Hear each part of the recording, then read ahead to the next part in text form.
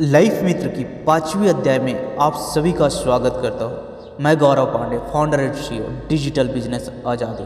अगर आपने अभी तक इस चैनल को सब्सक्राइब नहीं किया है, इससे पहले आप इस ऑडियो बुक सीरीज में खो जाए, आप इसे तुरंत सब्सक्राइब कर लें और बेल आइकन दबाना ना भूलें। अध्याय 5, empathy is most important skill but not everyone knows it. आप सोच रहे होंगे कि मैंने लास्ट टॉपिक में कॉन्फ्लिक्ट रिजॉल्व करने के दो टूल्स, एक तो इग्नोर करने की पावर और दूसरा रिस्पॉन्सिव बनने की बेनिफिट्स तो शेयर कर दिए थे, लेकिन थर्ड टूल्स तो शेयर किया ही नहीं। एक्चुअली थर्ड टूल एक बहुत बड़ी स्किल है, इसलिए मैंने इसका एक कंप्लीट चैप्टर डेवलप किया है जो हम अब सीखेंगे। तो चलिए शुरू करते हैं। मैं जिस स्किल की बात कर रहा हूँ उसे एम्पैथी, समानुभूति कहते हैं, लेकिन आप एम्पैथी को सिंपैथी, सहानुभूति समझकर कंफ्यूज मत हो जाना। हालांकि एम्पैथी और सिंपैथी एक दूसरे से मिलते जुलते वर्ड्स हैं, लेकिन वास्तव में इन दोनों में ह्यूज डिफरेंस है। फॉर एग्जाम्पल, जब किसी का एक्सीडेंट हो जाता है, किसी के साथ बुरा हो जाता है या किसी की डेथ हो जाती है, तो वहाँ हम दुख प्रकट करते और पीड़ित को तसल्ली देते हैं। उसे सिंपैथी, सहानुभूति कहते हैं। जबकि एम्पैथी का मतलब होता है समानुभूति। जब हम अपने आप को किसी दूसरे पर्सन की जगह पर रखते हैं और उसकी फीलिंग्स को न सिर्फ समझते हैं बल्कि उसको एक्सपीरियंस भी करते हैं, जैसे कि हमने उसी इंसान का रूप धारण कर लिया हो, उसे एम्पैथी कहते हैं। अगर दुनिया के सारे लोग एम्पैथी सीख जाए तो पूरी दुनिया ही बदल जाएगी, सारे कॉन्फ्लिक्ट समाप्त हो जाएंगे, कोई किसी से नफरत नहीं करेगा। हम धर्म, संस्कृति, जाति, लैंग्वेज, नेशनलिटी, अमीरी, गरीबी सब कुछ भूलकर इंसान के रूप में उभर सकते हैं। इतनी पावर है एम्पैथी में। चलिए एक एग्जाम्पल से समझने की कोशिश करते हैं कि आखिरकार एम्पैथी होती क्या है। इस दुनिया में बहुत से ऐसे लोग हैं जो आंखों से देख नहीं पाते, लेकिन क्या वास्तव में हम किसी अंधे व्यक्ति के दुख को महसूस कर सकते हैं? हम कैसे जान सकते हैं कि एक ब्लाइंड पर्सन अपनी डे टू डे लाइफ में क्या क्या चैलेंजेस फेस करता है? भले ही हम कितनी भी कोशिश कर ले उनके दुख को समझने की, लेकिन हम सहानुभूति, सिंपैथी के अलावा और कुछ नहीं कर सकते, क्योंकि किसी ब्लाइंड पर्सन के दुख को फील करने और एक्सपीरियंस करने में सिर्फ दो ही तरीके हैं। या तो हम खुद अंधे हो जाए, या फिर एक दिन हम सुबह उठते ही अपनी आंखों पर पट्टी बांध लें और पूरे दिन हम उसी सिचुएशन में अपने सारे रूटीन काम करें, अपनी स्टडी करें, ऑफिस जाए, मार्केट विजिट करें। तब हमें पता चलेगा कि अंधे इंसान को डे टू डे लाइफ में कितने चैलेंजेस फेस करने पड़ते हैं। इसलिए हम किसी भी पर्सन की लाइफ को एक्सपीरियंस करे बगैर उसकी सोच, उसके डिसीजन और उसके बिहेवियर को नहीं समझ सकते।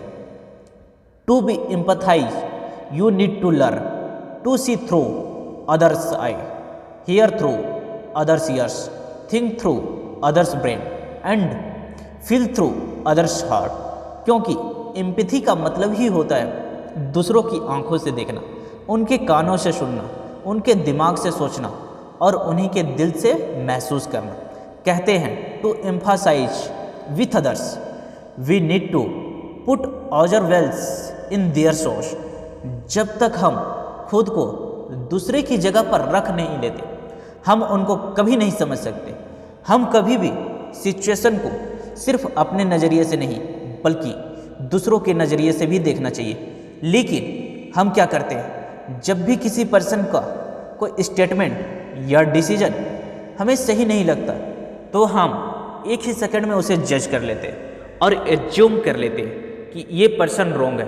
कई बार तो हम सिर्फ सुनी सुनाई बातों पर विश्वास करके ही किसी को गलत कह देते हैं। लेकिन नेक्स्ट टाइम किसी को जज करने से पहले अपने आप से ये सवाल ज़रूर पूछ लें कि आप उस पर्सन को कितना जानते हैं, उस पर्सन का एजुकेशनल और फैमिली बैकग्राउंड क्या है, उसने अपनी लाइफ में क्या क्या एक्सपीरियंस किया है। क्या आप जानते हैं उस पर्सन ने जो भी कहा या किया, उसके पीछे उसकी इंटेंशन क्या थी, वो पर्सन अपनी लाइफ में क्या क्या प्रॉब्लम फेस कर रहा है। हमेशा किसी को भी जज करने से पहले अपने आप से ये सवाल पूछ ले। ऐसा करने से आप दूसरों को क्विकली जज नहीं करेंगे और आपके अंदर एम्पैथी भी डेवलप होगी, क्योंकि बगैर जाने और समझे हमें किसी पर्सन को जज नहीं करना चाहिए।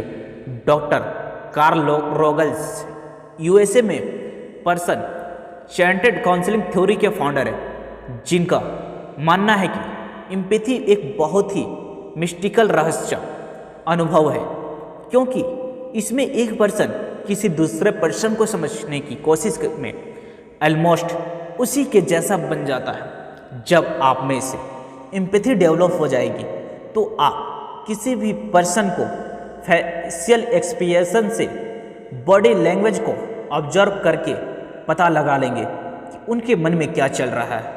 उसके बताने से पहले ही आप समझ जाओगे कि उसे कुछ प्रॉब्लम है। स्टोरी ऑफ एम्पैथी, एम्पैथी क्या होती है और क्यों ज़रूरी है, इसे समझने के लिए आपके साथ एक स्टोरी शेयर कर रहा हूँ। And believe me, this is one of the best stories on empathy. हो सकता है आपने ये स्टोरी कहीं सुनी हो या पढ़ी हो, लेकिन उस प्रकार से कभी नहीं सुनी होगी जिस प्रकार से मैं आपको सुनाने जा रहा हूँ। लेकिन उससे पहले एक छोटी सी एक्टिविटी करते हैं, उसके बाद स्टोरी शेयर करूँगा। सपोज आप मेरे सामने बैठे हैं, मैंने एक पेन पेपर लिया और इंग्लिश में एम ड्रॉ किया और उस पेपर में हमारे बीच में रख दिया। आपको बताना है कि आपको कौन सा नंबर दिख रहा है, एम या डब्ल्यू। आप बिल्कुल सही सोच रहे हो, आपको डब्ल्यू दिखेगा, लेकिन सवाल यह है कि मैंने एम लिखा है तो आपको डब्ल्यू कैसे दिख सकता है। तो इसका सिंपल सा आंसर है कि आप जिस एंगल से देख रहे हैं वहाँ से आपको डब्ल्यू दिख रहा है और जिस एंगल से मैं देख रहा हूँ वहाँ से एम दिख रहा है। जब तक हम किसी सिचुएशन को अलग अलग एंगल से नहीं देखते हैं तो हमें उसका सॉल्यूशन नहीं मिल पाता है। अब आप इस एग्जाम्पल को माइंड रखते हुए स्टोरी पढ़िए और आपको एम्पैथी का पूरा कॉन्सेप्ट समझ में आ जाएगा। ओरिजिनली ये स्टोरी द मसनवी नाम की बुक में रिकॉर्डेड है, जिसे 12वीं सदी के ग्रेट फिलोसोफर जलालुद्दीन रूमी ने पेरिशन लैंग्वेज में लिखा था। रूमी लिखते हैं कि एक गांव में कुछ अंधे आदमी रहते थे। अंधे होने की वजह से उन्होंने कभी भी कुछ देखा नहीं था, लेकिन उनके साथ एक पर्सन रहता था जो देख सकता था। वो उन अंधों को गाइड करता था और उनको चीज़ें के बारे में बताता था। एक दिन किसी ने उन अंधों को बताया कि उस गांव में हाथी आया हुआ है। हालांकि अंधे होने की वजह से हाथी देख तो नहीं सकते थे, लेकिन वे उसे टच करके महसूस करना चाहते थे, इसलिए वे हाथी के पास पहुंच गए। उनमें से एक आदमी ने जब हाथी की सूंड को टच किया तो कहने लगा कि हाथी तो अजगर सांप के जैसा लगता है। दूसरे आदमी ने हाथी के पूंछ को छुआ और कहने लगा, अरे ये तो रस्सी के जैसा है। एक और अंधे ने हाथी के कानों को टच किया और कहने लगा, ये तो किसी बड़े पंखे जैसा है। चौथे आदमी ने उसके टस्क दांतों को छुआ और कहने लगा, ये तो किसी भाले जैसा लग रहा है। पांचवी आदमी ने हाथी को टच किया, पेट को टच किया और कहने लगा, ये तो कोई दीवार लग रही है। एक और आदमी ने हाथी के पैर को छुआ और कहने लगा, ये तो किसी पेड़ के तनी जैसा लग रहा है। इस प्रकार उन सभी अंधों ने हाथी को टच कर लिया। उसके बाद वे घर लौटते हुए रास्ते में अपना एक्सपीरियंस शेयर करने लगे, लेकिन शॉकिंगली उनमें से कोई भी एक दूसरे के पॉइंट ऑफ व्यू को एक्सेप्ट करने को तैयार नहीं था और उनमें जोरदार बहस छिड़ गई। जब वह घर पहुंचे और उनके गाइड ने उनको बहस करते हुए देखा तो उनसे पूछा कि वह किस बात पे आर्गुमेंट कर रहे हैं। उन्होंने गाइड को पूरी मैटर बताया।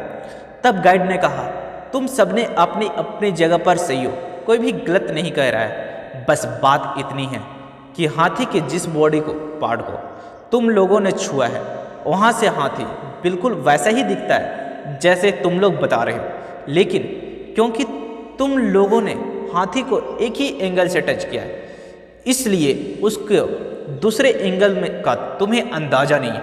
एक बार वापस जाकर तुम हाथी को दूसरे एंगल से भी टच करके देख लो, तुम्हारा झगड़ा खत्म हो जाएगा।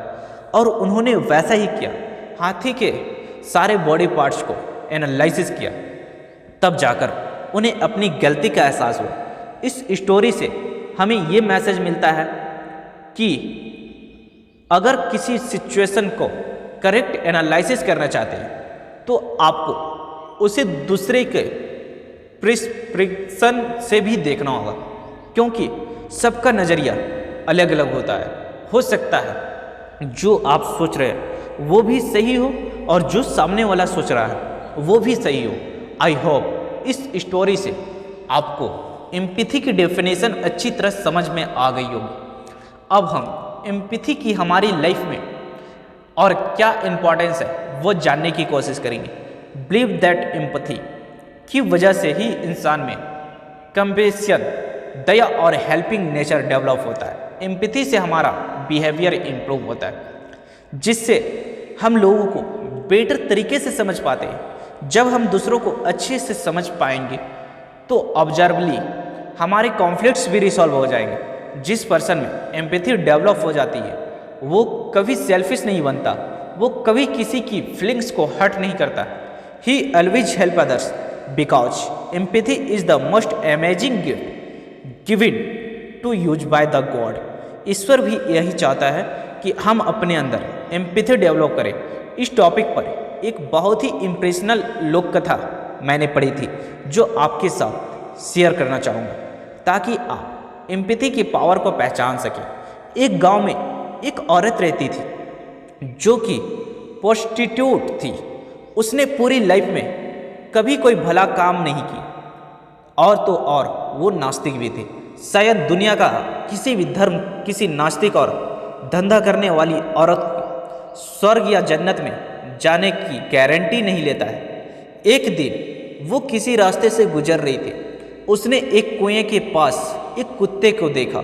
वो कुत्ता कुएं के पास गीली मिट्टी को सूंघ रहा था और चाट भी रहा था। उस औरत को रियलाइज हो गया कि वो कुत्ता प्यासा है। उसके पास कुछ पीने का पानी था जो उसने कुत्ते को पिला दिया।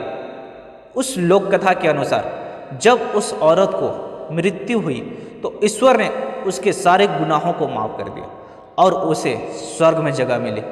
और ईश्वर ने ऐसा इसलिए किया क्योंकि उसने उस कुत्ते की प्यास को महसूस करते हुए उसे पानी पिलाया था।